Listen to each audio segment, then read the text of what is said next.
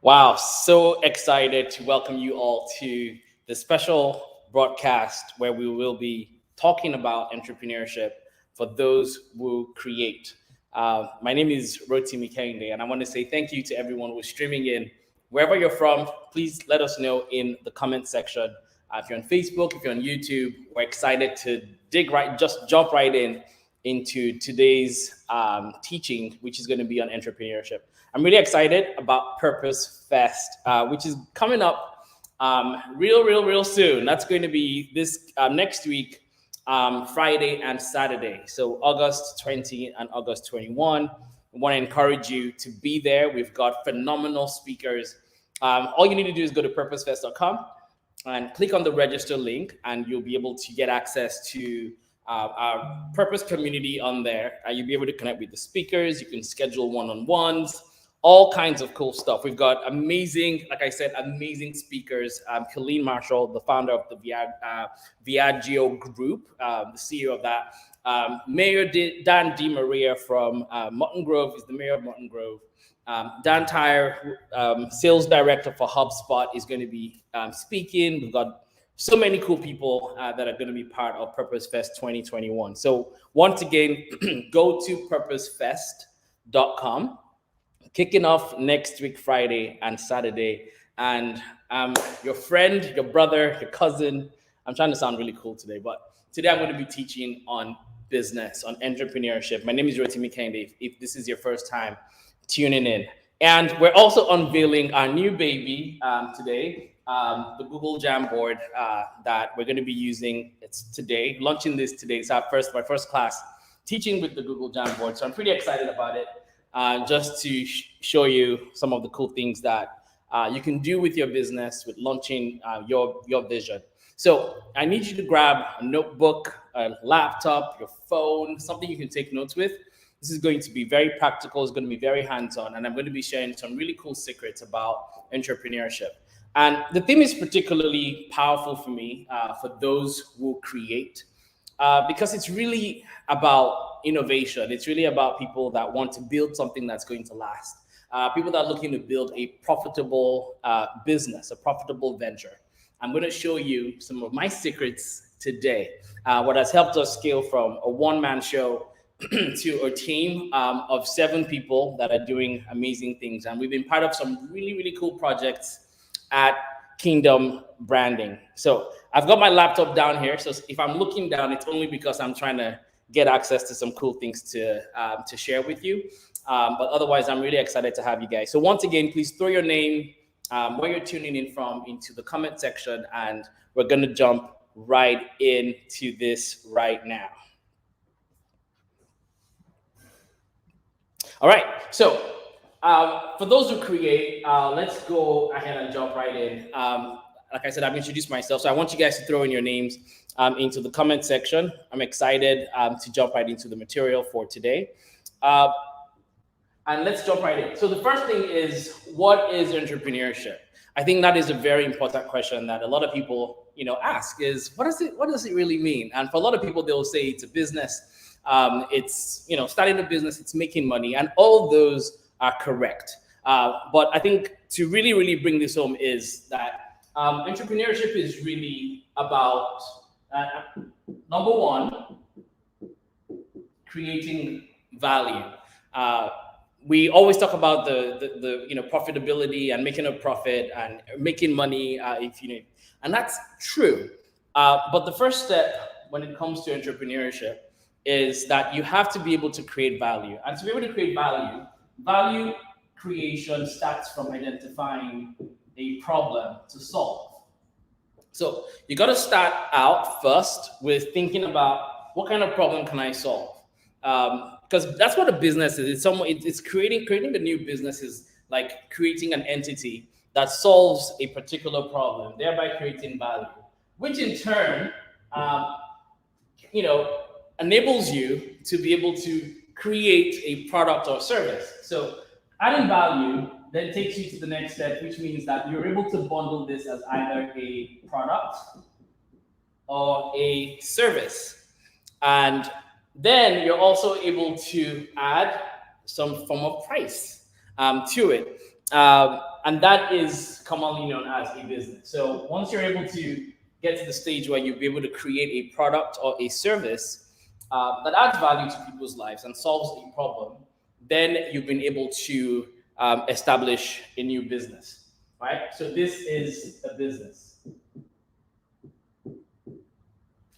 Essentially, that is the basic framework of what entrepreneurship is. And a lot of times you're going to hear this word, risk. Get that, take it off. Risk. Entrepreneurship, yes, is about risk. It's about, taking some form of investment. In some cases, it's you're taking your personal investment, or you're taking your skill investment or your time investment and putting it into this business, right? And your goal ultimately is this sign that I learned when I was in high school, profit. So you want to make a profit. And the more profit you make, the more you can reinvest that into your business, into solving more problems, creating more value, bundling new products and services. That's your business system. That's like the basic framework of what entrepreneurship is. So you have different types of businesses, right? So you have digital businesses, you have maybe, there's just so many industries that you could get involved in. There's now obviously cryptocurrency, which is really big right now for if you want to go into mining cryptocurrency. And we'll talk about some of those really cool ideas that you can jump into nowadays. But really, this is the foundational framework of what a business is. And a person who engages in this is called an entrepreneur. So you're someone who said, I want that personal sense of freedom and fulfillment, and I'm going to go ahead and create a business. And it usually goes through this flow. So today I'm going to show you how to identify how you can create value. I'm going to share some of my own, just from my own experience, certain things that can really help you in growing your business. So let's go to another slide and talk through DBAs. So DBAs, for those of you who, if you're new to business and you're wondering, well, what is a DBA? Or I don't have that kind of money right now to form an LLC or a C, or an S corporation. Well, you can do something called a DBA. So I'm going to break that down very quickly. A DBA is simply a fictitious name. So, for example, let's say that I am a photographer, which is a really cool business to have, right? So let's say I'm a photographer and I take pictures, because photographers take pictures, right? So I instead of sending out an invoice using my name, so my name is Rotimi Kehinde, and my company is called maybe Rotimi Kehinde Photography, right? So this is cool, right? Because it's my name and I'm a photographer. But there's also the disadvantage of you looking like a one-man show, or you probably just don't want to use your name for your business. And let's say that I've always wanted to use something like maybe Limelight Photography, right? You can do a very simple DBA, doing business as. And that is an entity that is you. That means that you absorb every single liability. If your company gets sued, you're getting sued. You're getting taxed. So you're simply saying, this is me, this is my business, but I am doing business as Limelight Photography. That's simply what that means, right? So a DBA is very easy to form. I think it's about $50 in Illinois. But you will need to go to your Secretary of State and kind of get that information from there. But it's really, really simple to set up a DBA. If you're just starting out and you don't want to invest in, setting up an LLC, this would be the way to go just to get things off the ground. It also, another benefit of a DBA is that it also allows you to be able to get a bank account under Limelight Photography. So that way you can separate, your personal money from the business money. Right? But again, this isn't a separate entity. It's not an LLC. It is you. You're simply using a fictitious name or a trade name to conduct business. So now in your invoicing, when you're talking to clients, you can say, yeah, it's Limelight Photography. And that way you protect your personal name and you also look more professional. So that's what a DBA is.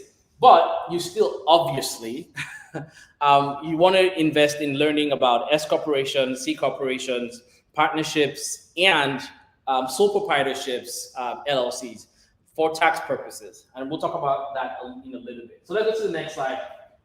And I'll talk about my journey, the KB journey. And up there, if you can see it, it might be a little far away, I wrote there the chicken and the drumstick. Because the first time, and not really the first time, but one of the times when I really did business was when I was in college.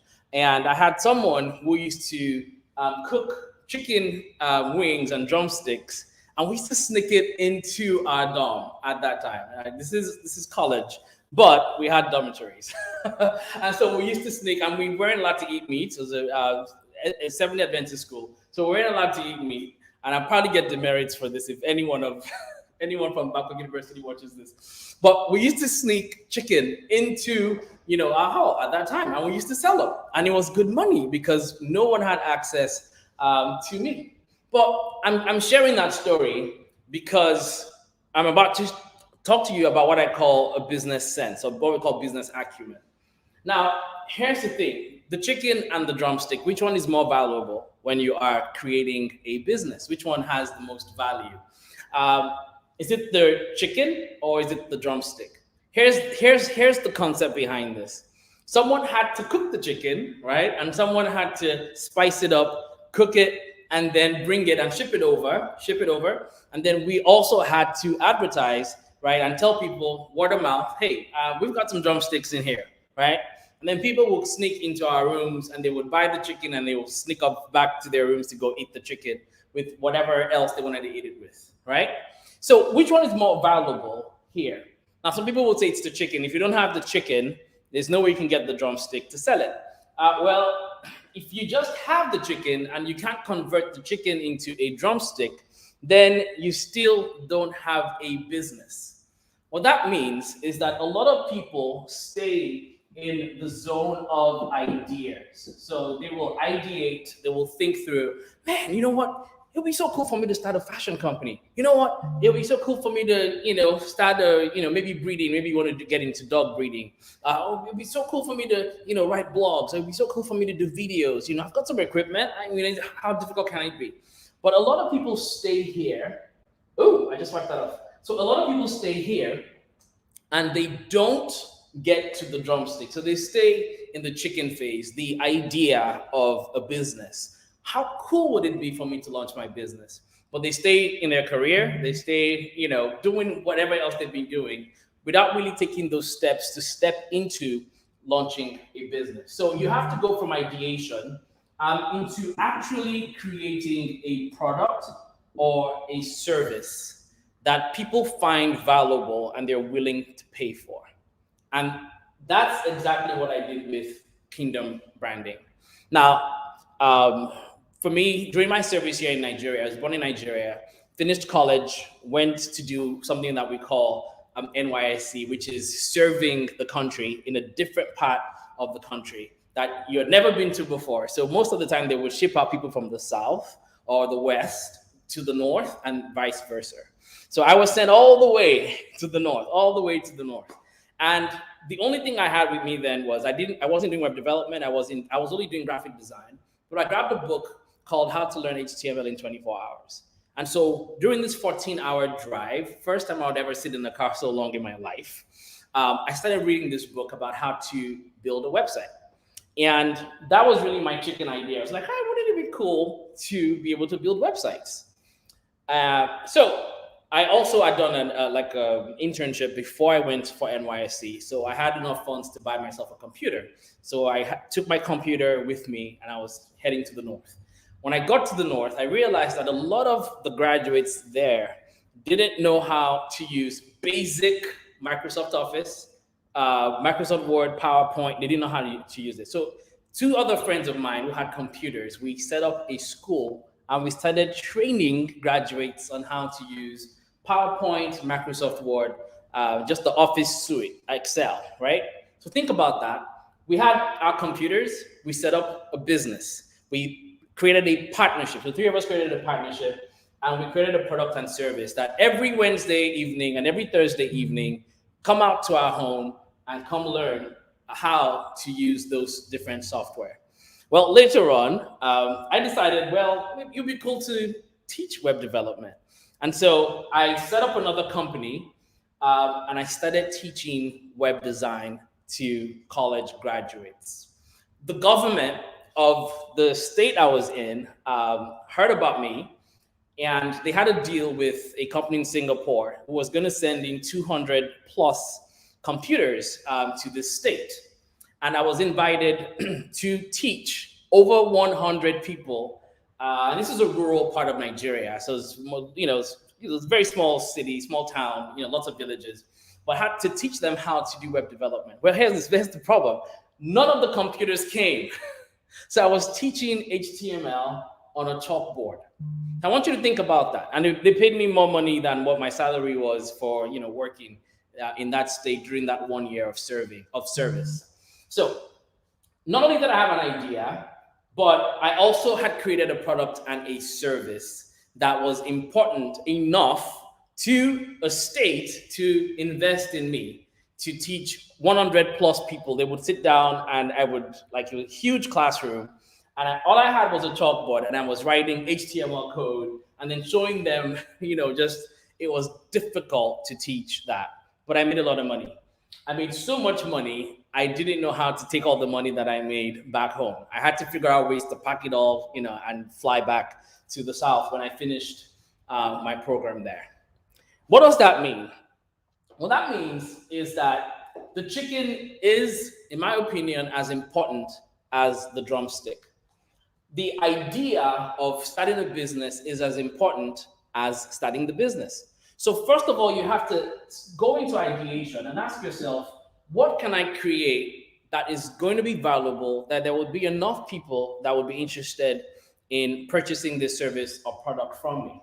That's one, because you don't want to jump into the drumstick if your chicken is not healthy. So if your idea is not good, if you don't have a sound business idea, you definitely do not want to launch a business around a bad idea. There are people who want to, maybe you want to do consulting, or you want to, whatever it is, whatever type of business that you want to do, make sure you spend time researching that idea and also looking for competition, whoever is already doing what you're doing, so you can kind of understand the intricacies of how it works. So that brings me to a very cool skill. And let me just finish that KB story. So I came to the US about 15 plus years ago now, worked in corporate for 1 year, and then I started my company. It was called God Culture Creative Solutions. I think at that time, before we started Kingdom Branding, one-man show, just doing my thing, graphic design, building websites, and it was fun, but it wasn't really growing until I decided to change a few things. I'm going to show you in a few minutes. And a one-man show has become really, we're doing really great. We had our best year last year, and we continue to grow every single month. So very excited about that. All right, let's move on. Now, there's this term, this phrase that a lot of people don't talk about, but it's called business acumen. The question is, do you think that every single person who wants to start a business should start a business? Is everyone an entrepreneur? Here is my God honest answer. I believe that even if you don't have business acumen, which means business sense, you can learn it. Running a business is like a skill, right? You can learn it. I've heard people say, man, that's not for me. I can't take that risk. Listen, it is the most rewarding thing ever. It requires a lot more discipline than people that have regular careers. You can literally lose everything if you're not fully invested into your vision. And that's what I did. I was like, I'm not going to get a job. I'm not going to do anything else that everyone else is telling me to do. I'm going to give 100% to building my company. And today, being able to give people W-2s and pay people salaries, it is the best feeling ever that I'm creating value for other people. I'm helping other people develop their careers. So it's been very rewarding for me, and I want it to be rewarding for you as well. So let's talk about business sense, right? And let's say this is you, stick man, right? This is you, and you want to have what is called business sense. Now, business sense in my definition is understanding how to run a business, understanding the pros and the cons and the day-to-day discipline to be able to create value and the discipline to be able to create profit. So the first thing I want you to write down is what I call big picture. Now, nobody's going to teach you this in another class. This is my blueprint that has helped me be extremely successful. Is first of all, big picture. The big picture, which I will break down next, kind of talks about having a vision of what your business is going to be in the future, having an idea of where you're going, because that will keep you going when you have bad months, right? Number two is legal / IP. All right. And you'd be like, well, why? Usually we don't think about that, the legal aspect of the company. Well, that's very, very important. I'm going to break that down as well. Number three is pricing. And I'll show you my formula for pricing, right? And then the final one is service delivery.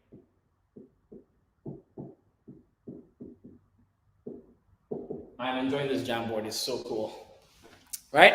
So business sense, big picture, thinking about the legal part of it, pricing, service delivery. Another way that you can phrase legal or IP is also protecting your business. Okay, you have to think about that, because when you start a new business, it's like having a new baby, and you've got to protect that baby, and that's why that's important. So this is business sense.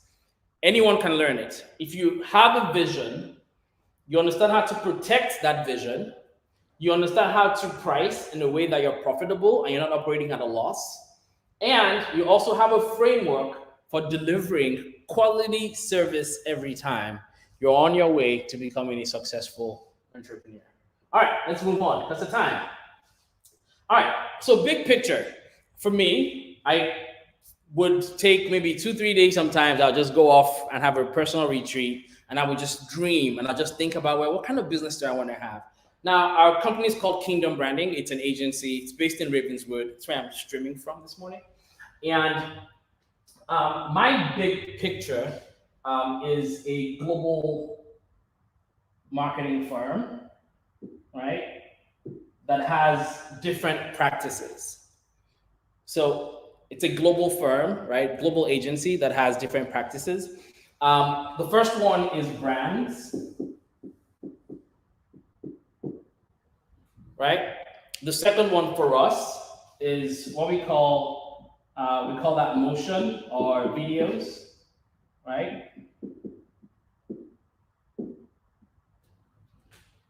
All right. The third one is digital, and my handwriting is kind of weird today. And the fourth one is app development. So I'm sharing some core secrets from our company, right? So this is Kingdom Branding. And we've got all these different practices that we're going to build out in the future. So as I'm hiring people, as we're providing services, I'm thinking to myself, where would this person fit in? Now, we haven't split into these different groups. Our group of 7 people, we're operating as one company right now. But as we grow, and we're already providing all these services, but as we grow and as we expand, the goal is to begin to separate into those different practices, those core practices, where we will do TV, commercial, branding, advertising, digital, social media, ads, things like that, app development. We're already creating apps, we're already doing all those services right now. But having that big picture in mind helps to guide you as you continue to hire people and as you continue to grow your business. So what is your big picture? What is your big picture? And I'm going to show you how to write a powerful phrase. I will remind you later. All right, I'm going to move a little faster because of time. All right, legal IP. Some of you, if you're into development or if you are innovating, there are a couple of business software as a service ideas that I'm building out right now, that we're coding right now.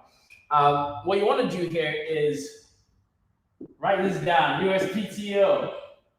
You don't have to do it yourself, obviously. You can get a trademark attorney to work with, but you want to make sure that your business name if you have a peculiar delivery framework that you can create a pattern around, you definitely want to do that. So protecting your business from the ground up means thinking about trademarking your name, copywriting your logo, and also, we all hate this word, yeah? Taxes. Is thinking immediately about taxes. Now, if you're not making first 2 years or 3 years, I mean, we're making a lot of money. We're breaking even. It was pretty good. Wasn't bad, but I didn't really care about taxes. But as soon as we started making a lot of money, right, you have to think about that. We had to pay taxes every quarter. Right now, we pay thousands of dollars every single quarter to Uncle Sam. Now, I was talking to my CPA the other day, and he said, do you know that I'm working with someone who hasn't paid their taxes for 15 years? Think about that. You can go to jail for that, right? And so he actually specializes in working with people that don't pay their taxes, right? And helping them get back, in compliance. So you want to think about taxes right off the bat. You don't want that to hit you, later on and like, think about it immediately. We set up a savings account. There are other creative ways to do that. You can set up an account. You can do a percentage that for every single dime you make, you take a percentage and you send it into your savings account or your tax payment account, whatever you want to call it. You definitely need to be putting money aside. So we have, payroll in one bucket, and then you also want to keep your taxes in a separate bucket. So you're making sure that you are protecting your business. The other thing, obviously, when it comes to protecting your company, apart from just the legal part of it, is your domain name. Now, how many of you have seen a company run on .us and another company run on .net or .com because someone was being lazy? They had a big idea and they didn't register all the prominent domain extensions. So you would laugh at this stuff, right? But it is so important to do that. So you want to register your .orgs, your .net, your .us, your .global. There are so many domain extensions. I'm asking you to invest tens of thousands of dollars into all those different platforms. Trust me, it is a lot of money. But you want to make sure that you get the main and the most important domain extensions, have those on lockdown. So let's move on very quickly to how to do pricing. So part of your business sense is understanding the kind of pricing that works. So I'll be very quick with these because they're kind of boring. But one is markup pricing. Usually you would ask yourself, what's the cost to produce this product or to produce this service? And you would say, well, I'm going to pay myself 20% markup on the cost of production. We have partner agencies. Some of them do 40% on what we bill them. Sometimes they do 50%. Doesn't bother me as long as you pay me. But you want to be able to create your markup pricing. Target return pricing has to do with thinking about, well, what could potentially be the value of the service that we are expecting from this? And I'm going to price appropriately on that. So that's target return pricing. Perceived value to the client, not to you, to the client. It might take you 2 minutes to provide a service, but to the client, they're like, whoa, this service is going to generate maybe $40,000 monthly for us. So what I would ask for in that case would be, well, give me 15% of that. And if I'm able to get you more than that, give me 20% of that. So that's perceived value. How valuable is this service to the client? So there are different ways you can do that. And then there's also going rate. The going rate simply means you do your research about how much are your competitors charging. Then you can price slightly above or price just a little bit under that. I've done that for different things as well. We kind of just find out the going rate, and then we'll kind of just fix just a little bit. With our app development, for example, we price just a little bit underneath the competition. So there's usually, well, we're kind of cheaper than them and we do better work, right? So think about that for pricing. Then your service delivery. Now, it really depends on the service. Let's do consulting. Let's say you are a coach. Maybe you like to spend time with people and coach them. Well, I've seen people try to provide one-on-ones, and it's like well, you're going to get pretty tired pretty soon. So instead of doing that, part of what we've done with consulting for coaches is why not create a course, a video, evergreen webinar, evergreen course that people can get a free video, and then you put a pay gate to get access to the full course. So they still get value, but you don't have to sit one-on-one with them. 2, why not create an intake form, right? An intake interactive form that would ask them questions like, what's your name? Where do you live? What are you dealing with? Questions you were going to ask them in person, just digitize that, do that intake, right? And then get them into your system, send them an automated email, right? And then serve them the first video for free and see if they pay to get the full course. And then if they do want to do a one-on-one with you, then they pay big money to get a one-on-one with you. So there are different ways you can do your service delivery. Maybe if you're an e-commerce business, for example, then you want to have a fulfillment center. And you want to have a website where they can purchase your products. It would automatically go to your fulfillment center, and the fulfillment center would ship out to them, right? So there's just different ways that you need to think about service delivery. And this is the heartbeat of your business right here, service delivery, that's it, right? And then maybe you also want to have customer support. Hire someone. So many virtual assistants out there. You can hire someone very affordable, and they can help you do your live chat. They can send out emails. You can create email templates for them. Get into a CRM so that you can manage all your customers. But what you don't want to do is be working the business every single day that you don't have time for yourself. You want to create a business that works for you. So think about your peculiar business and think about what that kind of service delivery would look like for you. All right, I'm going to move on. I'm going to talk about your business framework. Now, this is the fun part, right? I'm going to speed through it as well because of time. So first thing I want you to write down your business name. It could be anything. I'm just going to create something right now. I'm going to call it Z. Let's say that's my business name. And then the next thing you want to think about is think about it this way. Every single business must have a target audience, right? So the first thing you want to do is define your target audience. Are they young people? Are they older? What do they listen to? We call these personas. When we've set this up for clients, we call them personas. The second part of that is your delivery framework, which we already talked about.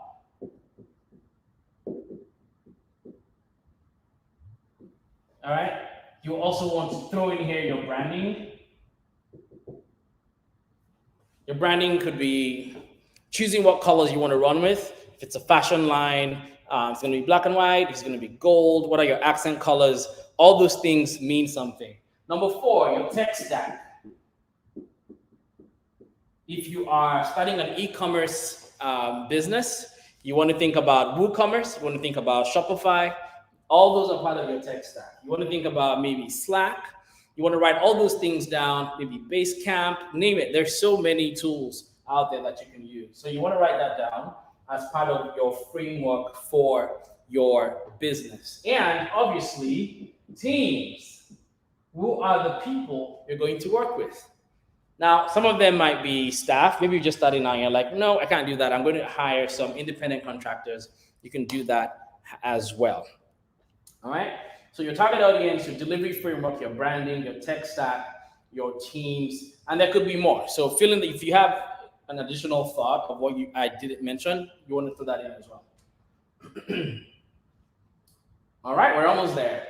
So I'm going to spend time with target audience. For target audience, just think through, who do you think is your client? Whose problem are you solving?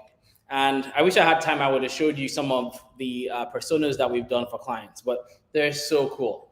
We give them names. We write short stories about them. We talk about what they, where they shop, what social media platforms they're on, some of their behaviors that we can target online with ads and things like that. So you want to define your target audience very clearly. Remember, you can't sell to everyone. I'm going to skip this slide as well because we talked about your delivery framework.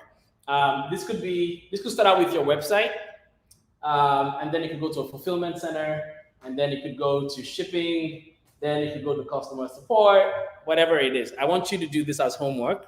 Write out what your delivery framework is. For some of you, just to help some of y'all, it could be your website. On your website, you have a Calendly, assuming you're one of those people that likes, maybe consulting or whatever, consulting business, or even a design company, right? You want people to schedule a sales discovery with you.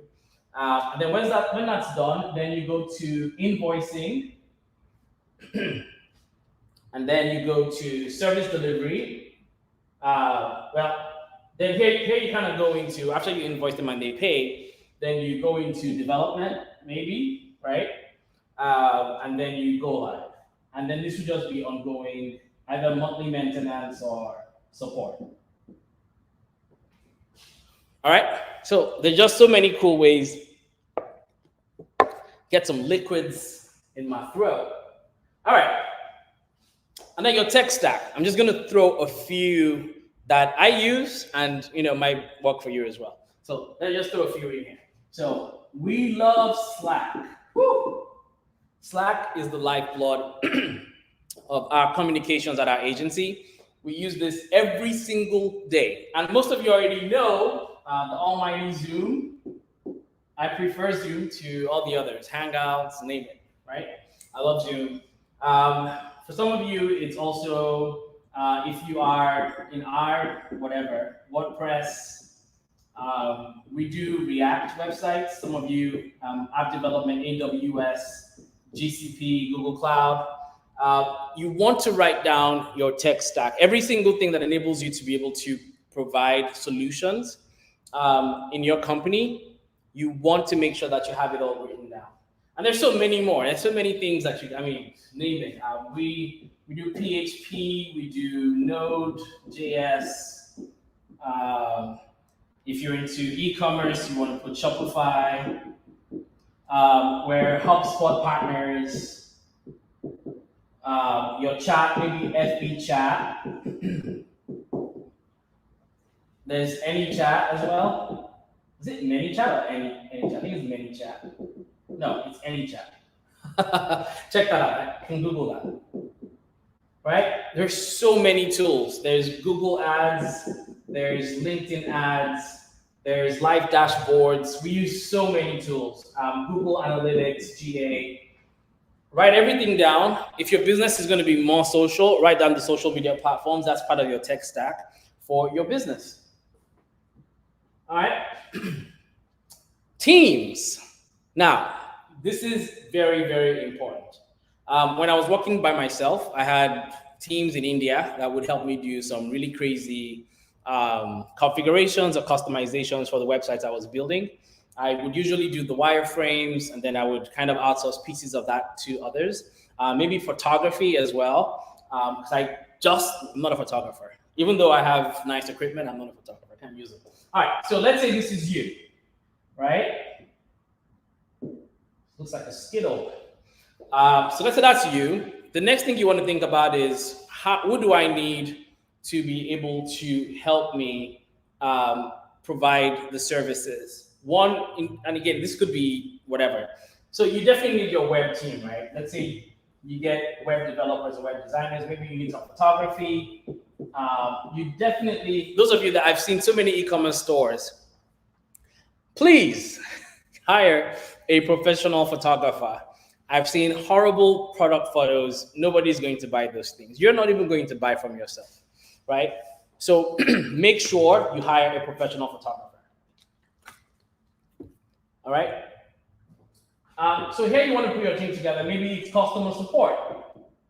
You want to get a support person involved to be able to work with you. Maybe your CPA, a bookkeeper. We use QuickBooks, and they have a phenomenal bookkeeping team. Of course, I'm sure they have so many bookkeeping teams, but the ones that we work with, we love them. So they make sure that our books are clean, everything is organized every month, and our CPA just logs into. There's an accountant access into QuickBooks. All he does is go in there, sees everything is cleaned up, all the reports are there, and he pulls what he needs to be able to help file taxes. I sweat less, right? I don't stress about it at all. So that's the same idea that I'm thinking for you guys. Like, think about your team, right? It's not just people that you hire. It's what are the people that are going to work with you and partner with you to help your business to make it successful. So CPA, bookkeeper, your photographer, your web development team, just think through that and then write that down. And I'm happy to have you guys email me, right? I'm like totally cool. Send me, like, you can send me a visual of yours and I can give you feedback. All right. We're almost there. Just 4 slides left. Then let's go to your launch pad. So this is just a summary of everything we talked about. And I'm going to look at my notes here so I don't miss out anything. One, like I always tell people, is make the USPTO your friend. USPTO stands for United States Patent and Trademark Office. You want to make sure that you are not building on someone else's name. People have been sued for less, especially in the United States of America, where everybody sues people for fun. You don't want to register someone else's domain name, invest all that money into branding someone else's vision. So there is a tool called Test. So look for that tool, do a basic search, but it is best to work with a trademark attorney. We have a trademark attorney who's not too pricey, but he will do a thorough search for you. If there are any potential conflicts, so you don't waste your time, they'll advise you on which class to register for. The class that is the trademark class that you should register your mark or your logo for. So you definitely want to make sure that you research that. And of course, your domain name. So you have to do, these two have to be available before you move forward with that brand name. You don't want to invest all that design dollars, website into something that if someone were to search for you, it will take them somewhere else. It makes no sense. All right. You also want to be familiar with CyberDrive Illinois. For those of you that are in Illinois, if you're not in Illinois, like many of you might not be in Illinois, so you want to go to your Secretary of State so you can file your annual reports. We do it as online. We just go into the website, we put in our annual report, and we file it. You can also do that, I guess, through your CPA as well, depending on what your arrangement is, if you don't want to touch all that. Number 4 is branding. Number 5 is your web presence, which is your website in English. And I can't spell presence, so I'm just going to say web design. All right.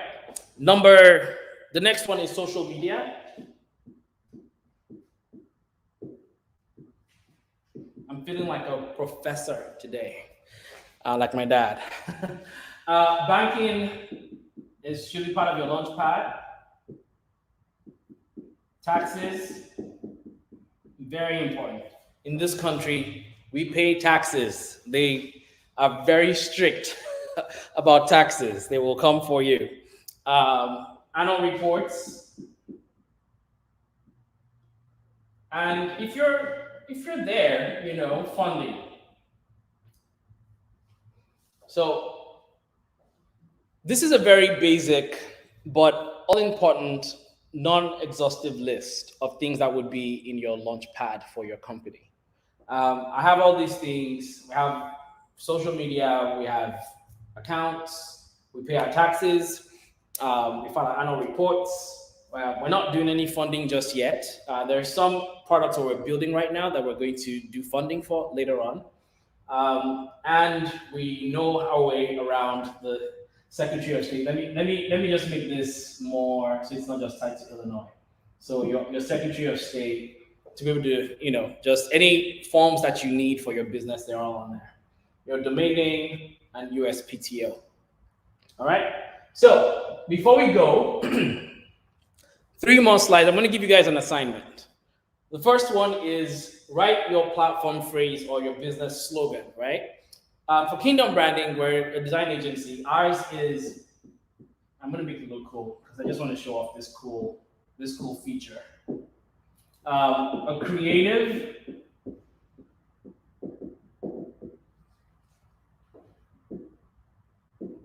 partner. I hope it finds that one. Oh, yes. For brands that rule. So that's our slogan, a creative partner for brands that rule. We tell our clients this all the time. It helps us as we communicate, with our teams. We're like, we're a creative partner.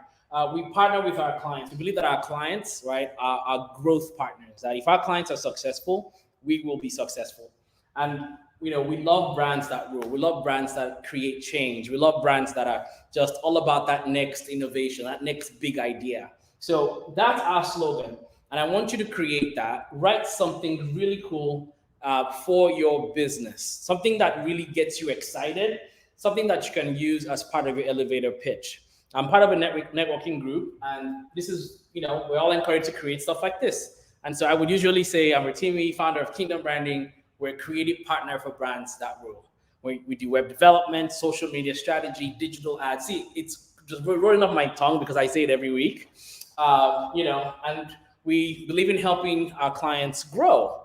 And when people hear that, it's just like, whoa, that's awesome. I want to talk to you. I want to learn more about what you do. I want to, you have your card. Let's set up a coffee. Well, let's set up a Zoom nowadays because of COVID. But write something that is really catchy and really fun and powerful. And if you go to our website, to kingdombranding.com, this is right there front and center. Like on the hero section of the website, there's a creative partner for brands that rule. All right. And this is how you create your product. I want to leave you with this. This is good stuff. This product is for, now you're going to write out your target audience. Our verticals are largely political people. We work with a lot of campaigns, ballot measure, amendments, things like that. We do a lot of those campaigns. We also work a lot of healthcare companies. We work with entrepreneurs looking to start a business. It is fun, but I would say, for some reason, I don't know why, we work with a lot of politicians. So we build out a lot of political websites. We've been in that industry for a long time, and it's amazing. So you want to define who your product is for. Is it for new mothers? Is it for entrepreneurs? Is it for companies? For some of you, you might be creating a service to train team. Maybe you're talking about diversity and inclusion in the workspace. That could be something you're building, right? What is your product for? And what is it going to help them accomplish? What will it solve? It will help them solve what? Okay, so you want to make sure that I'm trying to get rid of this thing. All right, so you want to make sure that you identify what problem your product is going to solve. Right? Maybe for some of these entrepreneurs, they don't have time, they're not productive. I was having a meeting the other day with someone, and I was like, people always hire the wrong people. And so my job is to help them ask the right questions and pair them with the right candidates for their companies. So she's into hiring, right? And she's pretty good at it. So it's going to help them solve what? If you don't know the problem you're solving, how can you sell it, right? We will do this by how are you going to deliver said service? So this product is for who? It will help them solve what? We will do this by what? And we expect, very important, the drumstick, we expect a working product when? To do what? All right? We expect a working product to do exactly what? Right? And for us, it's, maybe politicians, maybe companies, maybe individual entrepreneurs, startup companies could be my target audience.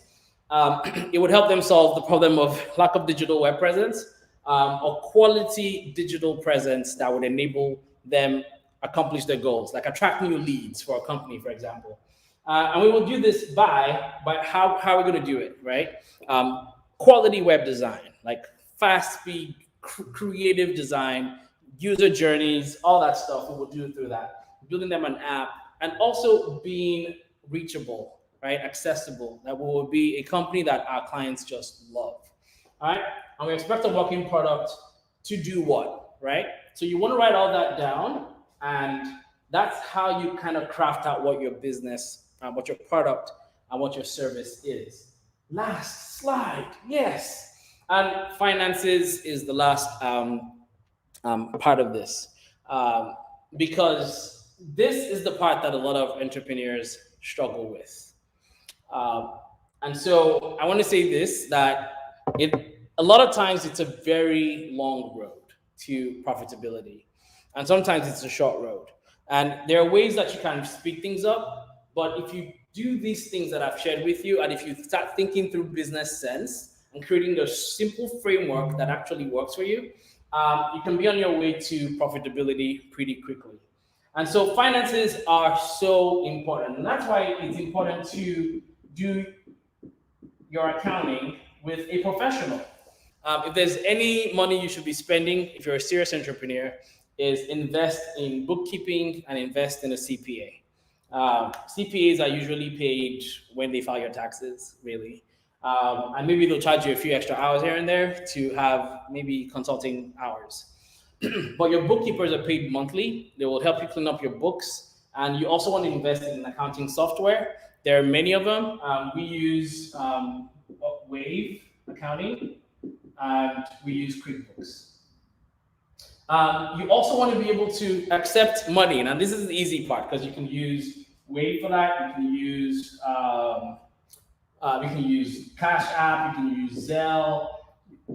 The only challenge with some of these other easy pay me just with your phone is being able to pull that into your accounting software. So you definitely, want to be able to use things like QuickBooks if you want to if you want to charge people. We submit anything that we get into QuickBooks. So at the end of the month, we export all our banking statements across all our credit cards, every single thing that we use for the business, and we upload all of that into QuickBooks at the end of each month, so that everything is tracked. So if you're going to do Cash App or checks, you want to make sure that you're tracking all of that. This is the lifeblood of a company. It's profitability. So you definitely want to hire if this is not your strength. This is not my strength at all. I can't balance a balance sheet for, if you put $5 million in front of me, I cannot balance a balance sheet, right? But I'm paying people to do that for me. And this is where a lot of us fail, because we don't know how much is coming in. We don't know how much is going out. Your profit and loss report will tell you that. And that's why it's important to invest in getting good numbers. And guess what? It's also part of your the value of your company. If someone were to say, "Hey, how much did you make last year, or have you grown?" I can easily tell you. I have the charts, right, that tells me that we did this well last year, and now we're maybe 2x, or 3x next year. And I can also project that this is where we're going to be in the near future, based on how many customers we're bringing in. So that brings us to the end. Yeah, that was the last slide. That was fun. So I want to thank you guys. I'm happy. I have 4 minutes. I'm happy to take any questions that anyone might have about entrepreneurship or business, or just any questions at all. But otherwise, I want to say thank you to you guys. And I want to close by reminding you to join us for Purpose Fest, which is going to be next week, Friday and Saturday. It's going to be phenomenal. I'm going to be talking about purpose. We've got so many amazing speakers that are going to be there, and we want to see you guys at Purpose Fest. So make sure you register today, and it's going to be exciting. So once again, thank you so much, everyone. Thank you to our team for supporting. Thank you to everyone who's been working very hard, and we're excited. I hope you guys had a fun time. God bless you all.